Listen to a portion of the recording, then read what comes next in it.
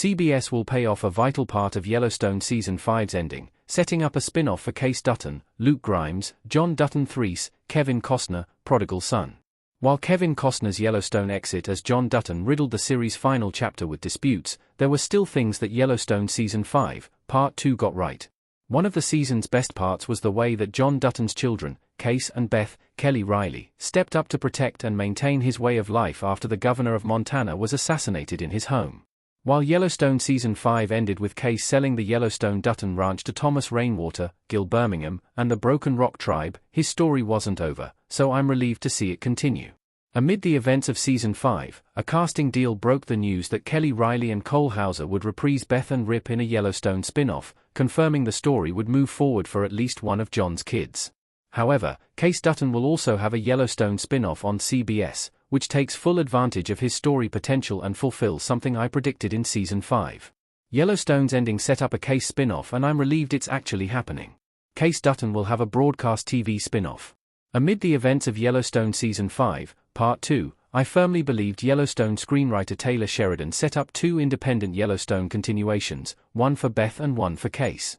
This clicked for me while watching Yellowstone Season 5, Episode 10, The Apocalypse of Change. The chapter was muddled with flashbacks to before John's death. While the divisive flashbacks turned many fans off, I actually liked seeing Kayce and Beth settle into their individual lives a bit, and I distinctly remember thinking that John's children would both star in their own shows. The Apocalypse of Change, flashbacks show Kayce, Tate, Brecken Merrill, and Monica, Kelsey Asbill, checking out East Camp. While it could have just been setting up his epilogue, I could see Sheridan spinning the wheels of Kayce's continuation in the development. Yellowstone Season 5, Part 2 got a lot of flack, and its confusing flashbacks were a significant part of that. While I understood the frustration, I saw the divisive flashbacks as a lens forward into Yellowstone's future rather than a confusing reference to its past. I'm relieved it's happening, because Kayce will be great in his show.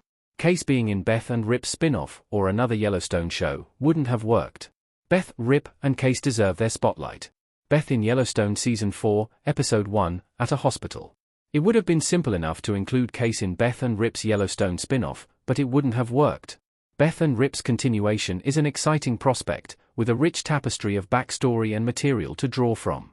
Including Grimes' Kayce in the mix could have distracted from the story, not allowing it to lean into the Yellowstone power couple as its main characters. Kayce was John's youngest son and a far cry from a supporting character in Yellowstone's ensemble cast. It would have been unthinkable to delegate Kayce to the background as Beth and Rip took the spotlight, especially after the events of Yellowstone Season 5, Part 2. Kayce deserves to be a main character. John's son rose to the challenge of protecting his legacy, despite selling the family's heirloom ranch. In Yellowstone Season 5, Episode 11, 353, Kayce uses his background as a Navy SEAL to prove John Dutton could have been assassinated, successfully getting his death investigation reopened as a homicide. Since Kayce's Yellowstone spin-off will be formatted as a procedural for CBS, the show might lean into Kayce's background in the teams, leaning into his military experience, as Yellowstone Season 5 did.